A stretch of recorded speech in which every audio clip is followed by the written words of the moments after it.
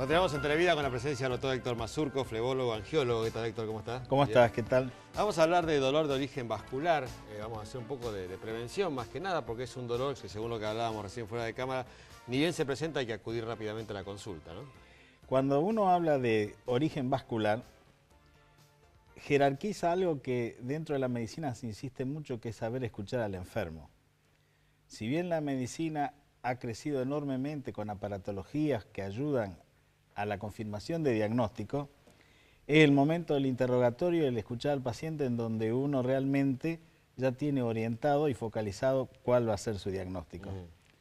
Cuando el origen es vascular, es decir, uno rápidamente piensa, vascular es una arteria, vascular es una vena. Sí. Cuando uno piensa en una arteria y piensa que esa arteria se pudo haber obstruido, el cuadro es inmediato, paroxístico y un dolor que es agudo. Bien. Esa arteria que se ha tapado puede estar localizada en el corazón y dar un infarto, puede estar localizada en el intestino y dar un infarto intestinal, puede estar localizada en el cerebro y dar una isquemia cerebral, lo que la gente sabe como una hemiplegia por falta de circulación de ese tejido, y en las piernas dar lo que se llama la isquemia arterial aguda. Esa isquemia arterial aguda va a estar acompañada siempre por un cuadro clínico asociado. Claro. ¿Este dolor es un poco el preludio a ese infarto o a esa trombosis? El dolor es indicativo de que algo grave está pasando. Ajá. No es un dolor que pasa así desapercibido. Bien. No es como el dolor crónico que no das tiempo de esperar y buscar y confirmar otro diagnóstico. Estos son dolores en donde la aparición de los mismos llevan a que se haga la consulta con el especialista. Bien, son dolores fuertes, intensos. Son dolores fuertes. La isquemia vascular aguda, el enfermo relata, es decir, estando en pleno estado a lo mejor de salud, o a lo mejor estaba caminando, Sí. y en forma inmediata aparece un dolor que no lo deja seguir avanzando, que lo obliga a detenerse, que siente que se agrava a pesar de que a veces toma algún calmante. La pierna se le pone fría, él tiene la sensación de frialdad. Ajá. Consulta al especialista, quien en el examen clínico y en el interrogatorio ya se da cuenta de la importancia que tiene esto. ¿Y por qué importancia? Porque tiene un periodo de tiempo en el cual uno puede revertir el cuadro y salvar ese miembro, Bien.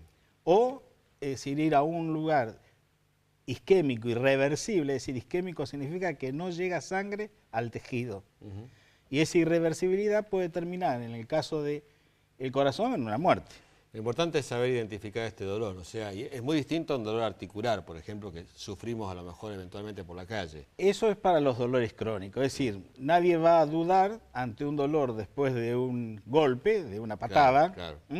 que hay una causa-efecto. Esos son dolores que están en la masa muscular o están en el hueso, puede estar acompañado de una fractura y ser tan intenso como un isquémico, Sí. pero tiene un antecedente que es muy claro, que es el accidente. Claro. En cambio, el dolor, por ejemplo, venoso, que es un dolor crónico, sí se presta diagnóstico diferencial con una enfermedad articular o con una enfermedad muscular. ¿Qué caracteriza a una enfermedad articular?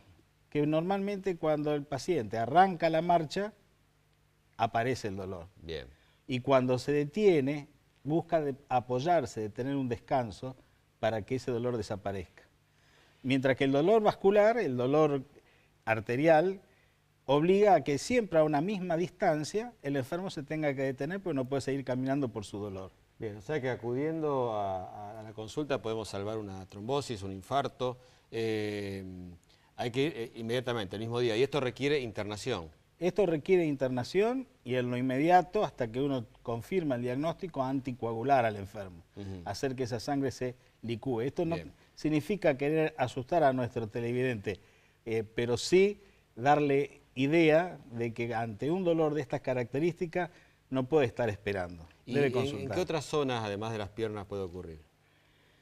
Vos imaginate que todo el organismo está irrigado por tejidos arteriales.